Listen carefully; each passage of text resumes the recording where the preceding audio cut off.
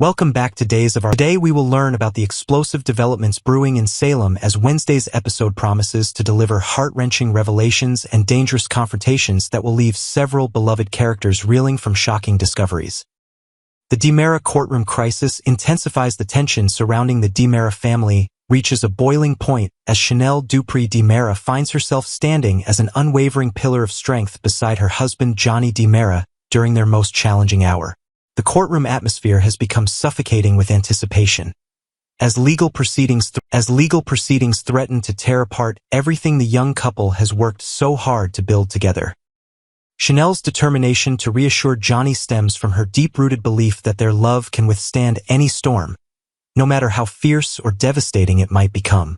The emotional weight of their situation becomes even more apparent when Chanel makes a heartfelt promise that transcends the immediate legal troubles plaguing them. Her words carry the weight of someone who has experienced loss and understands the fragility of happiness, making her commitment to Johnny all the more profound and meaningful.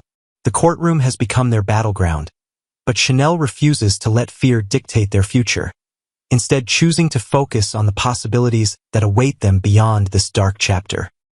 Johnny's vulnerability becomes increasingly evident as he struggles to maintain his composure while facing the very real possibility of losing everything he holds dear.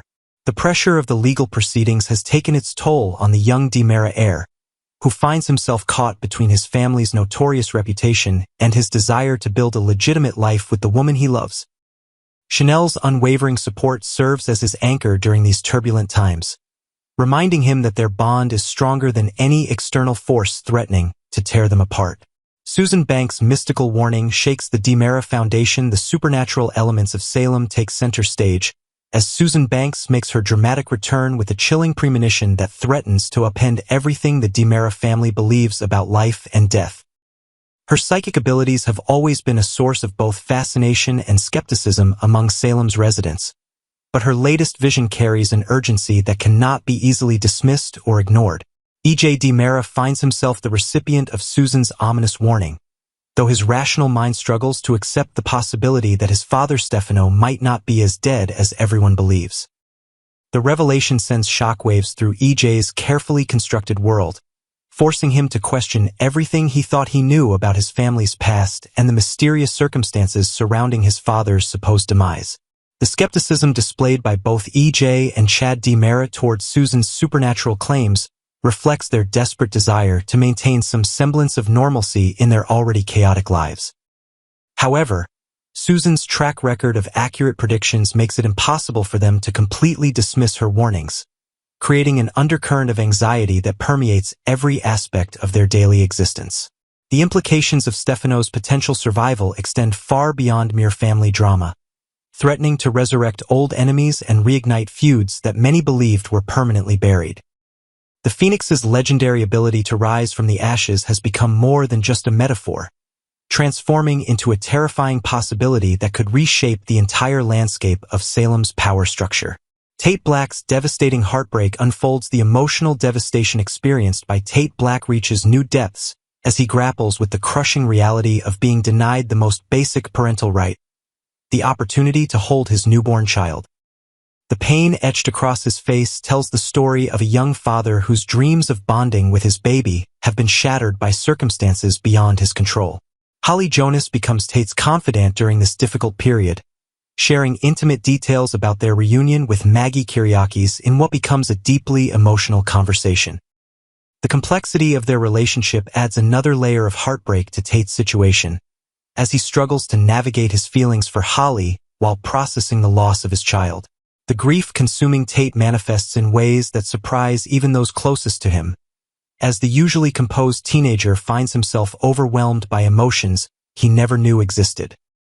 His desperation to connect with his child has led him to consider increasingly drastic measures, including attempts to locate the supposed adoptive family through what he believes to be an open adoption arrangement. The cruel irony of Tate's situation becomes even more apparent when considering his genuine desire to be a responsible father, despite his young age. His maturity in handling the pregnancy situation had impressed even the most skeptical observers, making his current anguish all the more heartbreaking to witness. Sophia's web of deception begins to unravel. The carefully constructed lies surrounding Sophia Choi's baby become increasingly difficult to maintain as Sarah Horton begins connecting the dots between medical records and fabricated stories. Sophia's panic reaches fever pitch as she realizes that her elaborate deception involving the baby's gender and circumstances of birth may be on the verge of complete exposure. The foundation of Sophia's deception rests on her false claim of giving birth to a baby girl in Chicago, whom she supposedly placed immediately for adoption. However, the reality paints a dramatically different picture. Sophia actually delivered a baby boy in Salem before making the heartbreaking decision to place him in the safe haven box at the local fire station, far from prying eyes and potential interference from well-meaning family members. Melinda Trask's continued involvement in helping Sophia maintain this elaborate charade adds a layer of legal complexity that could have far-reaching consequences for both women. Their partnership in deception was born out of what they believed to be good intentions, but the mounting pressure from Sarah's investigation threatens to expose the entire operation. The medical records that Sarah possesses serve as irrefutable evidence that contradicts Sophia's version of events, creating a smoking gun that could destroy everything Sophia has worked to hide. Sarah's medical expertise and attention to detail make her a formidable adversary for someone attempting to maintain such an elaborate deception, especially when physical evidence contradicts the fabricated narrative. The confrontation that changes everything. Wednesday's episode promises to deliver a pivotal confrontation as Sarah Horton backs Sophia into an impossible corner, demanding explanations for the glaring inconsistencies in her story. The tension builds as Sarah's professional instincts clash with Sophia's desperate attempts to maintain her carefully constructed facade, creating a powder keg situation that threatens to explode at any moment. Sophia's reactions to Sarah's probing questions reveal the immense psychological toll that maintaining such an elaborate deception has taken on the young woman. Every inquiry sends waves of panic through her already fragile emotional state, as she struggles to provide convincing answers while maintaining the illusion of innocence and credibility. The confrontation takes on added significance when considering Sarah's personal connection to the Brady family and her growing friendship with Brady Black. The discovery of secrets involving Brady's grandson creates potential for the kind of soapy angst that could complicate multiple relationships throughout Salem's interconnected community. Melinda's plan faces its greatest test as Sarah's medical knowledge and investigative skills threaten to unravel months of careful planning and strategic misdirection. The district attorney's involvement in the deception adds a layer of professional jeopardy that extends far beyond personal embarrassment, potentially threatening careers and reputations throughout Salem's legal community. The psychological pressure mounting on Sophia becomes increasingly evident as she realizes that her web of lies may finally be catching up with her, forcing her to confront the possibility that the truth she has worked so desperately to hide may soon be exposed for all of Salem to see and judge. Next, on yesterday's episode, drama unfolds in the courtroom. A tense day of testimonies in the Johnny DiMera trial. Hello, dear readers. If you're like me, you've been following the twists and turns of the DiMera family saga for years. These stories have a way of pulling at our heartstrings, don't they? Today, I'm going to take you through yesterday's riveting episode of our favorite daytime drama, where the courtroom became a stage for family secrets, heated accusations, and emotional revelations. I'll break it all down step by step, making sure everything is clear and easy to follow. We'll dive deep into the testimonies, the flashbacks, and the dramatic moments that left us all on the edge of our seats. Grab a cup of tea, settle into your favorite chair, and let's relive the intensity together. This is more than just a recap. It's a journey into the hearts and minds of these complex characters. Let's start by setting the scene. The trial of young Johnny DiMera is in full swing, and the stakes couldn't be higher. Johnny, the handsome and often impulsive son of E.J. DiMera, stands accused of shooting his own father in a fit of rage. E.J., as you know, is the powerful and sometimes ruthless patriarch of the DiMera family, always scheming and plotting to protect his empire. The courtroom is packed with familiar faces from Salem. Family members, friends, and foes, all watching as the truth, or what might pass for it, comes to light. The air is thick with tension, whispers echoing off the walls, and every word spoken feels like it could tip the scales of justice. The day began with Chad DiMera taking the stand. Chad, EJ's loyal brother and a man who's seen his share of family turmoil, looked composed but weary as he swore to tell the truth. Under questioning from Bell Black, the sharp and dedicated defense attorney who's fighting tooth and nail for Johnny, Chad began to recount the fateful night when he discovered his brother EJ lying wounded on the floor of the DiMera mansion. Oh, how my heart raced during this part. The show cleverly flashed back to that dark, stormy evening, painting a vivid picture that made us feel like we were right there.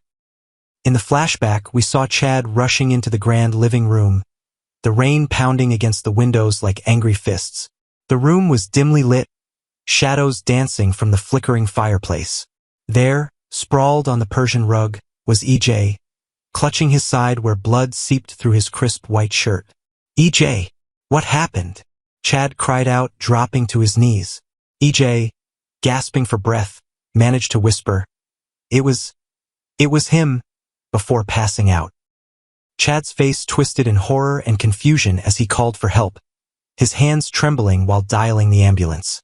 The scene was so dramatic, with thunder rumbling in the background, emphasizing the chaos and fear of the moment.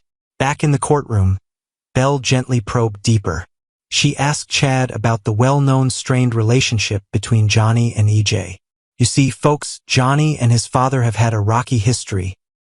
EJ's controlling ways and Johnny's rebellious spirit have clashed more times than we can count. Chad admitted, with a heavy sigh, that he had tried to mend fences just days before the shooting.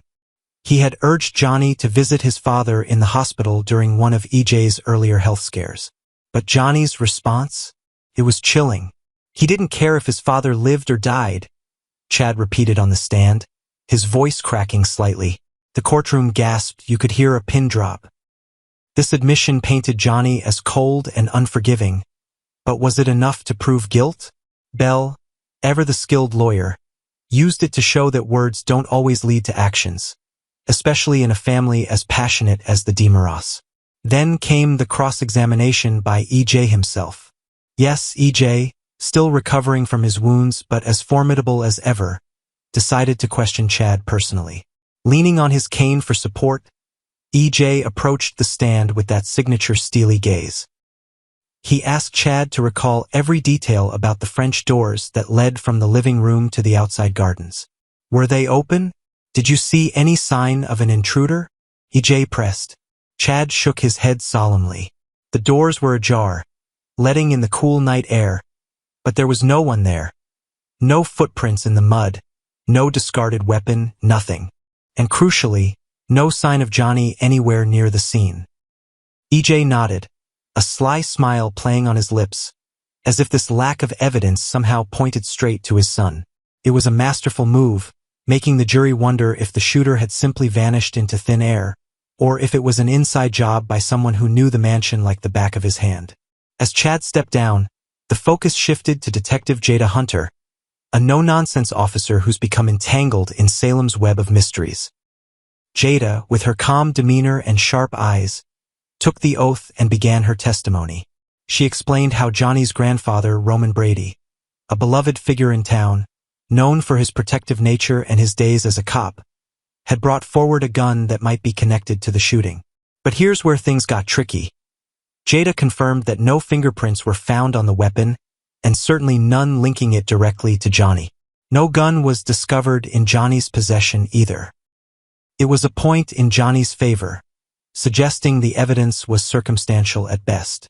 Bell pushed further, asking about Johnny's possible motive. Jada started to explain, something about a heated family dispute over the DiMera fortune and EJ's manipulative tactics, but EJ objected fiercely, claiming it was hearsay. The judge sustained it, blocking that line of questioning. Undeterred, EJ turned the tables during his cross-examination. With a dramatic flair, he asked Jada point-blank, "Detective, did you yourself have a motive for wanting me dead?" The room fell silent. Jada, after a long pause, admitted it. "Yes," she said steadily. "I did have reasons to resent you, EJ. You've crossed lines in this town, and I've seen the damage you've caused." She even confessed to telling someone in a moment of anger that she wished EJ were gone for good. Gasps rippled through the audience again. EJ thanked her politely, then sat down, leaning over to whisper something mysterious in Johnny's ear. What was it? A threat? A secret? We were left hanging, our imaginations running wild. Now the big question loomed. Would Roman Brady, Johnny's devoted grandfather, help or hurt his grandson's case? Roman, with his kind eyes and weathered face from years of protecting Salem, took the stand next. He looked every bit the concerned elder, his voice steady but laced with emotion as he testified about the gun.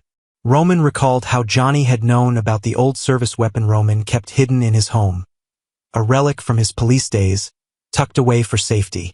Johnny's a curious boy, Roman said, and he's been around enough to know where I keep things. Then came the heart-wrenching details. Roman described the night of the shooting. He had noticed the gun was missing from its spot right away. His instincts kicked in. After all, he's no stranger to trouble.